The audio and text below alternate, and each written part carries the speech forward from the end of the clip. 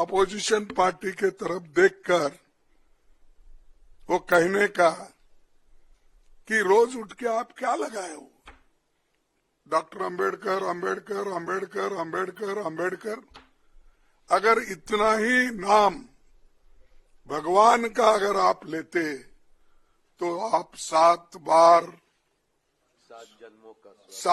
जन्मों का स्वर्ग उनको आपको प्राप्त होता था। मुझे ये मजबूरन कहना पड़ता है कि ये लोग संविधान को नहीं मानते। स्वर्ग और नर्क की जब बात करते हैं तो ये मनुस्मृति की बात करते हैं। इसमें ही लिखा है कि क्या क्या स्वर्ग है, क्या क्या कौन से जाति कहाँ जाएंगे, क्या पढ़े तो क्या हो जाएंगे। ये मानसिकता मोदी सरकार के कैबिनेट मिनिस्टर्स को और मोदी साहब को भी है। और उसी ढंग से उनके जो गुरु है, जो गोलवलकर गुरु जी या दूसरे जो भी है उनके फाउंडर्स, ये सब लोग, वो लोग भी यही बात बोलते थे। वो उनकी कोई गलती नहीं, जैसे स्कूल में पढ़ते हैं उस स्कूल का नियम उनको पालना पड़ता, उसीलिए उन्होंने ये पाला। बार बार ये भी कहते हैं कि हमने, कांग्रेस वालों ने इंसल्ट किया अंबेडकर का, तो मैं तो पार्लियामेंट में पूरा बोल दिया हूं किस ढंग से वो कांग्रेस को नीचा दिखाने के लिए, नेहरू जी को नीचा दिखाने के लिए, गांधी फैमिली को नीचा दिखाने के लिए वो बात करते थे। वही बात उसी ढंग पे फिर कल भी उन्होंने किया। लेकिन मुझे ताज्जुब हुआ,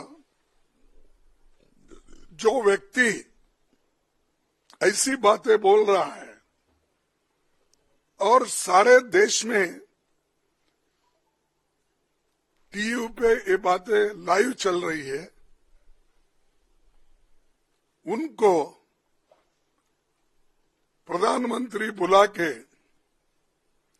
टोकने के बजाय, अरे भाई ये ठीक नहीं है, बाबा साहब के बारे में तो हम खूब तारीफ करें, बहुत सी बातें बोले, लेकिन आपने क्यों ऐसा बोला? जिस आइडियोलॉजी को डॉक्टर अंबेडकर नहीं मानते, स्वर्ग या नर्क की बात उन्होंने कभी कही नहीं, वो बातों को लेकर उनके होम मिनिस्टर बात करते हैं। तो मोदी साहब उनको डिफेंड करने के लिए अब 6 ट्वीट उन्होंने किया, 6-7 मुझे मालूम, 6 ट्वीट्स उन्होंने किया। क्या जरूरत थी? अगर आप बाबा साहब के बारे में अगर कोई गलत बोलता है, उसको अपने कैबिनेट से निकाल देना चाहिए था, ये नहीं चलेगा। लेकिन दोनों बड़े गहरे दोस्त हैं, एक दूसरे के पाप को सपोर्ट करते हैं, और इन्हों अगर कोई पाप किए तो वो सपोर्ट करते हैं, उन्हों अगर कोई पाप किए या गलत बोले तो मोदी साहब सपोर्ट करते हैं। तो इसलिए मैं ये जानना चाहता हूं मोदी जी के ओर से, जो व्यक्ति और जिस संविधान की आप यहां पर जो चर्चा कर रहे हैं, इस ग्रंथ को पवित्र मानकर आप सबको कह रहे हैं, हालांकि ये संविधान उन्होंने कभी इसको सम्मान नहीं दिया। इसका तो बीच में मत बोलो, इसमें तो उन्होंने तैयार होते ही रामलीला मैदान में जलाया, और उसका हम जो देश के लिए झंडा बनाए थे, तिरंगा झंडा, उसको भी उन्होंने नकारा। और वो ये चाहते थे ये संविधान अपना नहीं है।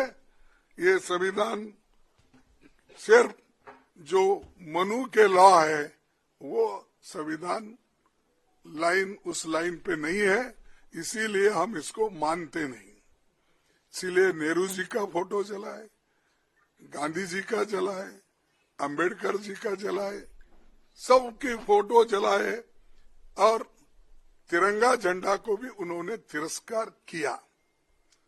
वही माइंड में है उनका। उसी लिए तो डॉक्टर बाबा साहब अंबेडकर के लिए उन्होंने ये बात की। अगर एक आदमी उनके लिए अगर उसके दिल में श्रद्धा होती, अगर उनके लिए स्वाभिमान अभिमान होता, तो ये बात कभी वो व्यक्ति बोलता नहीं था। तो इसीलिए हम चाहते हैं कि हमारे अमित शाह राजीनामा देना चाहिए और मोदी जी को अगर थोड़ा सा भी बाबा साहब अंबेडकर के बारे में श्रद्धा है तो रात के 12 बजे के अंदर वो निकाल देना चाहिए, उनको ड्रॉप कर देना चाहिए। चुनाव जब चल रहा था, मेरे बयान को एआई का उपयोग कर एडिट किया गया और पूरे देश में इसको प्रसारित करने का घृणित काम किया गया। और आज अंबेडकर जी के लिए मेरी बात को तोड़ मरोड़ कर वो पेश कर रहे हैं। मैं स्पष्टता के साथ कहना चाहता हूं, मीडिया को विनती भी करना चाहता हूं कि मेरा पूरा बयान जनता के सामने रखिए। मैं वो पार्टी से आता हूं जो पार्टी कभी अंबेडकर जी का अपमान नहीं कर सकती। पहले जनसंघ और फिर भारतीय जनता पार्टी ने हमेशा अंबेडकर जी के सिद्धांतों के आधार पर चलने का प्रयास किया है। जब जब भारतीय जनता पार्टी शासन में रही, अंबेडकर जी के सिद्धांतों का हमने प्रचार किया है। आरक्षण को और मजबूत करने का काम भारतीय जनता पार्टी ने किया है। इन्होंने जिस प्रकार से आरक्षण को भी विरोध किया वो भी हम सब जानते हैं। पिछड़ा वर्ग आयोग, काका साहेब कालेलकर आयोग 53 में बना, 55 में रिपोर्ट आई, आज तक वो रिपोर्ट को लागू नहीं किया गया। 31 दिसंबर 1980 को मंडल आयोग बना, मंडल आयोग की रिपोर्ट आई। 80 में इंदिरा जी ने मंडल आयोग को ठंडे बस्ते में डाल दिया। 90 में जब गैर कांग्रेसी सरकार आई तब मंडल आयोग की रिपोर्ट लागू हुई। उस वक्त राजीव गांधी विपक्ष के नेता थे और जब मंडल आयोग की रिपोर्ट लागू हुई, प्रस्ताव संसद में आया, राजीव जी ने अपने जीवन का सबसे लंबा भाषण ओबीसी के आरक्षण का विरोध करने के लिए किया।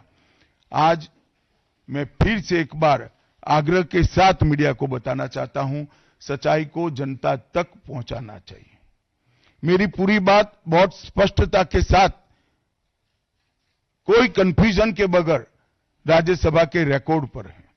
आज भारतीय जनता पार्टी के सैकड़ों कार्यकर्ताओं ने ट्वीट कर भी इस सत्य को लोगों के बीच में पहुंचाया है।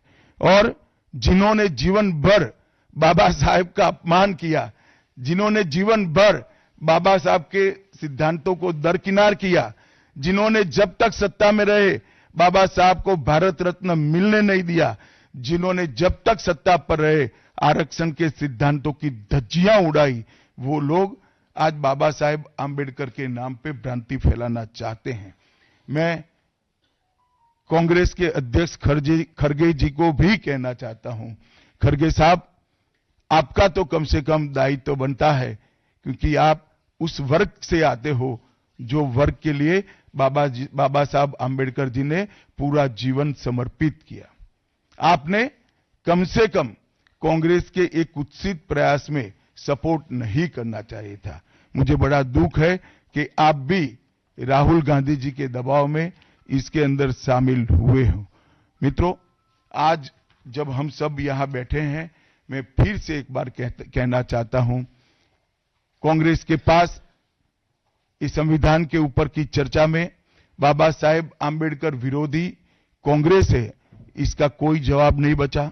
संविधान विरोधी कांग्रेस है, इसका कोई जवाब नहीं बचा।